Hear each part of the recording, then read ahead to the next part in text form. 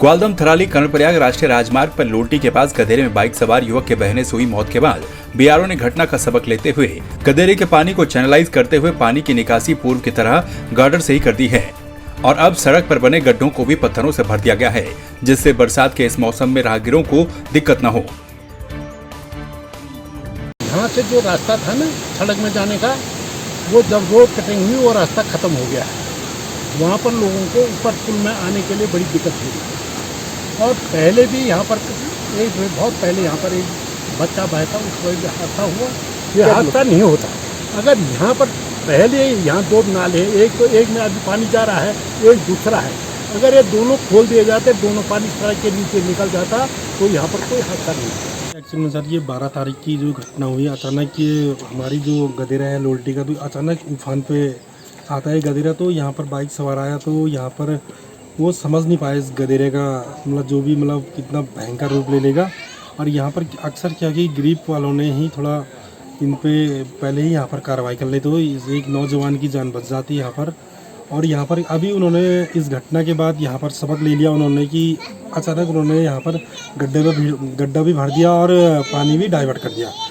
और यही काम अगर ग्रिप पहले कर देती तो आज एक नौजवान की जान भी बच जाती और एक माँ बाप का इकलौता लड़का भी बच जाता। काशीपुर में लगातार हो रही बारिश से नदियां उफान पर हैं और नदियों के किनारे टूट गए हैं। बाढ़ की वजह से अब तक सैकड़ों लोगों के घर जलमग्न हो गए हैं। वहीं प्रशासन के बाढ़ की तैयारियों को लेकर किए गए दावे भी पूरी तरह से धराशायी होते हुए नजर आ रहे हैं। नदी के किनारे बसे लोग जिंदगी की जद्दोजहद में जुटे हैं, लेकिन इसके बावजूद भी प्रशासन को बाढ़ की कोई जानकारी तक नहीं। कॉलोनी की ये स्थिति है, ये देखिए आप, यहाँ पर 4-5 फीट पानी आया हुआ है। इससे बच्चों की जो है जान का खतरा बढ़ा हुआ है और ना ही यहाँ पर कोई अधिकारी आया जल निगम से या कहीं से भी। सिर्फ यहाँ पर जो है हमने अब्दुल कादिर पार्षद जो हैं उन्हें बुलाया है, तो वो बेचारे मौका पर आए हैं और उन्होंने ही यहाँ के हालात का जायजा लिया है। 4-5 फुट पानी आ गया कॉलोनी में। किस तरीके का डर लग रहा है आपको? ये गड्ढों में भी पानी भरा हुआ है, उससे बच्चों को भी डर है, सभी को डर है। यहाँ कोई अधिकारी, कोई जिम्मेदार अधिकारी? अभी कोई नहीं आया था। लगातार सुबह से बारिश हो रही है और क्षेत्रीय लोगों का मेरे पास फ़ोन आया कि ढेला नदी में बाढ़ आ गई है, जिस कारण बहुत ज़्यादा पानी जो है ढेला नदी के अंदर आ चुका है। तो मैंने मौके पर आकर देखा कि पानी वास्तव में इतना था कि कॉलोनी के अंदर घुस चुका था बांध तोड़ करके। और यहाँ से मैंने जो है बाढ़ चौकी पर संपर्क किया तो बाढ़ चौकी का फ़ोन नंबर बंद था। मैंने तहसील के क्षेत्रीय पटवारी से संपर्क करने की कोशिश की तो उनका नंबर भी नहीं लगा। उसके बाद फिर मैं बाढ़ चौकी पर मौके पर गया, वहाँ पर भी मुझे कोई नहीं दिखाई दिया। तब जो है हार तक के मैंने फेसबुक पर जब पोस्ट किया तब मेरे पे तहसील से फ़ोन आने शुरू हुए। काशीपुर के महाराणा प्रताप चौक पर विगत कई वर्षों से निर्माणाधीन ओवरब्रिज इस क्षेत्र के लोगों की जान के लिए खतरा बनता जा रहा है। धीमी गति से चल रहे इस ओवरब्रिज के निर्माण में कई लापरवाहियां देखने को मिल रही हैं। वहीं ओवरब्रिज निर्माण कर रही कंपनी के कर्मचारियों के द्वारा सेफ्टी किट भी नहीं पहनी जाती। काशीपुर एसडीएम के आदेश के बाद भी एनएच के अधिकारी इस ओर कोई ध्यान नहीं दे रहे। जैसे काशीपुर के अंदर फ्लाईओवर का काम बहुत लंबे समय से और बहुत धीमी गति से चल रहा है। निसंदेह ये जनता के लिए बहुत दुखदायी साबित हो रहा है। कहीं ना कहीं इसमें प्रशासन की तो घोर लापरवाही है, लेकिन साथ ही में राज्य सरकार और हमारे विधायक जी की भी ओवर ब्रिज के प्रति हमारी उदासीनता रही है। फ्लाईओवर का मुद्दा काशीपुर के लिए बहुत सिरदर्द साबित हो चुका है। जिस तरीके से लंबे समय से फ्लाईओवर बनने की प्रक्रिया यहाँ जारी है, बहुत ज़्यादा निर्माण सामग्री ऐसे ही तितर बितर सड़क पे बीच चौराहे पे फैली हुई है, जिसमें आते जाते लोगों के लिए, छोटे बच्चों के लिए, बुजुर्गों के लिए और शहर के तमाम नागरिकों के लिए ये दुर्घटना का सबब ये बन सकता है। इसके लिए हम लोगों ने एनएच को भी आदेशित कर दिया गया है। आते जाते ये देखा जाता है कि एनएच के जितने भी क्या कहते हैं कॉन्ट्रैक्टर्स के वर्कर हैं, उनको अगर कोई भी सेफ्टी किट्स नहीं पहनी जाती, मेरे द्वारा भी उनको बहुत ही सख्त आदेश दिया गया है कि अगर कोई भी दुर्घटना होती है उसके लिए पूर्ण रूप से एनएच जो है और उनके जो अधिकारी हैं वो जिम्मेदार होंगे। तो उन्होंने हमें आश्वासन दिया है कि इसके बाद से आगे से जो वर्कर्स हैं वो सेफ्टी किट पहनेंगे और जो काम है उसको भी बहुत ही तेज़ गति से लाने के भी आश्वासन दिया गया है। रामनगर के चिल्किया गांव में सब्जी लेकर घर जा रहे एक मजदूर पर घात लगाए बैठे गुलदार ने हमला कर दिया। गुलदार के हमले में मजदूर गंभीर रूप से घायल हो गया, जिसका रामनगर के संयुक्त चिकित्सालय में इलाज चल रहा है। वहीं सूचना पर पहुंचे वन प्रभाग तराई पश्चिमी के रेंज अधिकारी शेखर तिवारी ने बताया कि हमने जिस क्षेत्र में गुलदार ने हमला किया था उस क्षेत्र में गश्त बढ़ा दी है। साथ ही उस क्षेत्र में सीसीटीवी कैमरे भी लगाए जा रहे हैं। चिल्किया के एलिपुला चिल्किया पर पोस्ट ऑफिस के सामने की बात है। वहाँ पे एक व्यक्ति जो है उसका नाम महेंद्र सिंह है, ये कहीं बाजार से आ रहा था, उस पर लेपर्ड ने हमला किया है। हॉस्पिटल पर लाए हैं, उसका इलाज किया जा रहा है। बाकी वहाँ पर जो है हमने अपनी टीम को भेज दिया। वो अपने घर के आगे ही थे, सुना ऐसा फ़ोन आया था हमारे पास कि वो अपने घर के आगे थे, उन पर बाघ ने हमला कर दिया है। अभी उनको हॉस्पिटल में लाए हुए हैं।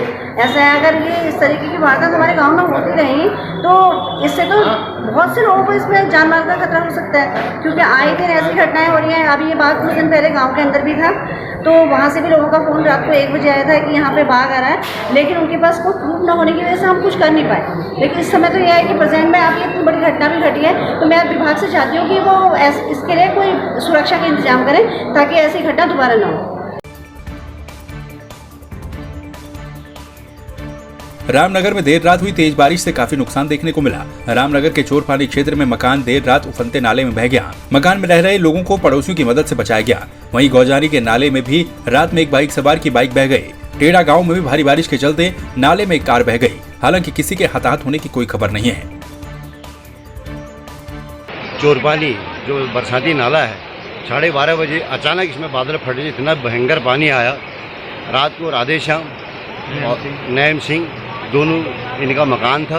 12 बजे एकदम बारिश आई, एकदम अफरा गली मोहल्ले वाले सब लोगों ने इनकी मदद करी, एकदम बच्चों को लेके आए। इनका एक कमरा था, वो कमरा बह गया, उसके अंदर 2 बेड थे, 2 साइकिलें थी और एक सिंदूक में बता रहे कपड़े अगर कोई पैसा कैश था वो सारा बह गया और एकदम इनकी जान बच गई। यहाँ पे चोरपानी में तो नैन सिंह जी के मकान का कुछ भाग बह गया है, लेकिन कोई भी मानव हानि नहीं हुई है। कुछ सामान उनका बह गया है। उन्हें तत्काल जो भी राहत राशि प्रदान की जानी थी वो प्रदान की जा चुकी है और इसमें सुरक्षात्मक कार्य शुरू किए जा चुके हैं। और रामनगर में अन्य भागों में भी बारिश की वजह से नुकसान होने की सूचना है। सभी पटवारी मौके पर उपस्थित है, मौका मुआवजा चल रहा है, उसमें भी तत्काल आवश्यक कार्रवाई की जा रही है। हरेला पर्व के चलते ही वन विभाग रामनगर ने विश्व सर्प दिवस भी मनाया, जिसमें सर्प विशेषज्ञों की एक टीम के साथ गोष्ठी का आयोजन किया गया। वन्य जीवों के संरक्षण के लिए 25 साल से ज्यादा समय से कार्यरत सेवा स्नेक सोसाइटी के साथ इस गोष्ठी का आयोजन किया गया, जिसमें सांपों के बारे में भी जानकारी दी गई। आज 16 जुलाई को जो स्नेक डे होता है, हरेले के कारण वन विभाग ने आज ये स्नेक डे मनाया है, गोष्ठी के रूप में मनाया है। और जिस प्रकार से पर्यावरण में सांपों का भी बहुत महत्वपूर्ण योगदान है और लोगों को जागरूकता के लिए जिस प्रकार से सांप जो जहरीले हैं, जो बगैर जहरीले हैं, किस प्रकार से सांप मानवों का भी सहयोग करते हैं जीवन में, उसके बारे में विस्तार से गोष्ठी जो की गई है जागरूकता के लिए। ये आज इसी का एक कार्यक्रम जो विश्व दिवस के रूप में मनाया जाता है सांपों का। सर्प के बारे में लोगों पे जागरूकता की अभी कमी है।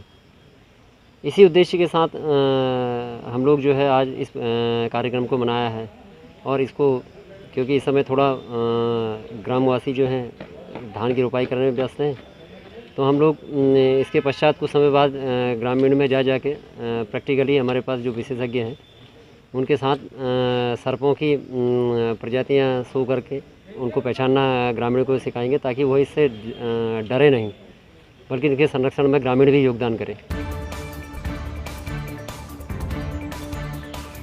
कांवड़ संघ द्वारा कांवड़ यात्रा को रद्द करने के बाद प्रदेश में 2 दर्जन से अधिक धार्मिक संगठनों ने भी इसे प्रतीकात्मक बनाने पर हामी भर दी। तो वहीं सरकार के कांवड़ यात्रा को रद्द करने के फैसले का निरंजनी अखाड़े ने भी समर्थन किया।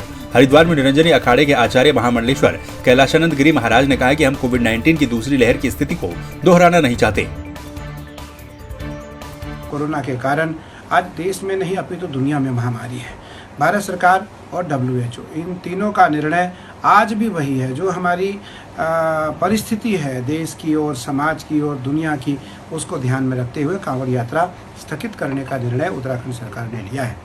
मुझे लगता है यह निर्णय इसलिए स्वीकार्य है, यह निर्णय इसलिए प्रशंसनीय है और सराहनीय है क्योंकि कोरोना नामक महामारी पूरी दुनिया में व्याप्त है और उस परिस्थिति के कारण यह निर्णय लेना अनिवार्य था। मेरी आप सबों से आग्रह है कि आप घर में बैठे कांवड़ यात्रा को मानसिक रूप से करें, मानसिक रूप से आप माँ गंगा का स्मरण करें, मानसिक रूप से आप महादेव का स्मरण करें।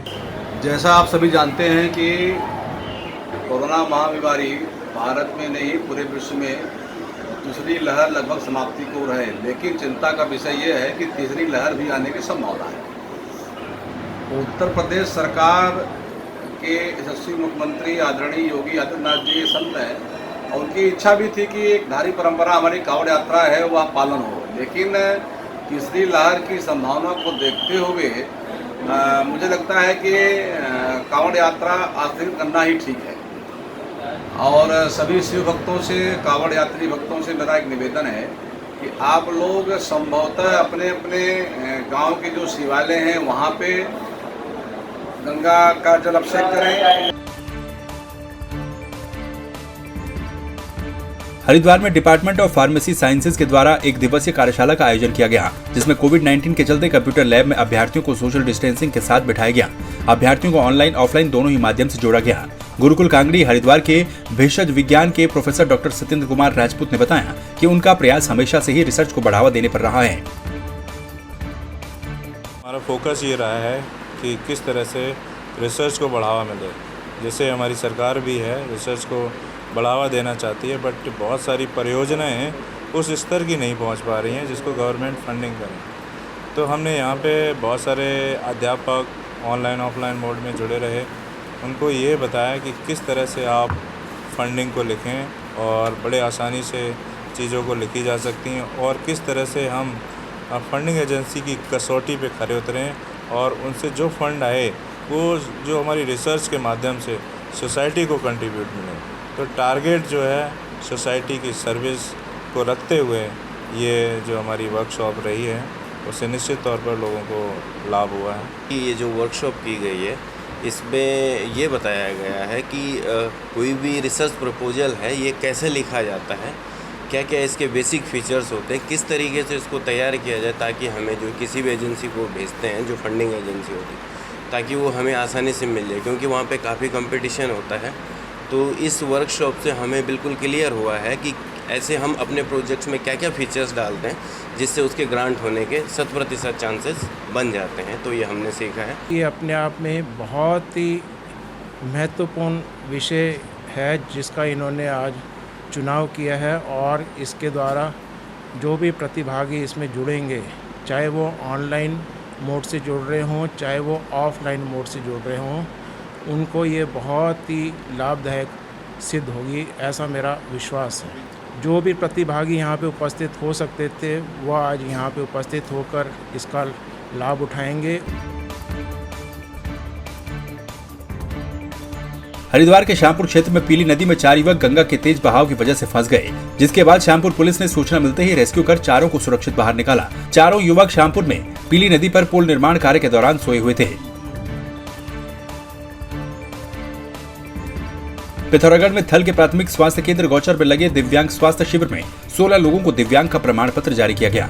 कैबिनेट मंत्री बिशन सिंह चुफाल के निर्देश पर रविवार को डॉक्टरों की एक टीम ने अस्पताल में दिव्यांग स्वास्थ्य शिविर लगाया। पिथौरागढ़ के उप मुख्य चिकित्सा अधिकारी हेमंत कुमार बर्तौलिया ने 16 लोगों को 40 से 70% कैटेगरी देकर विकलांगता का प्रमाण पत्र जारी किया।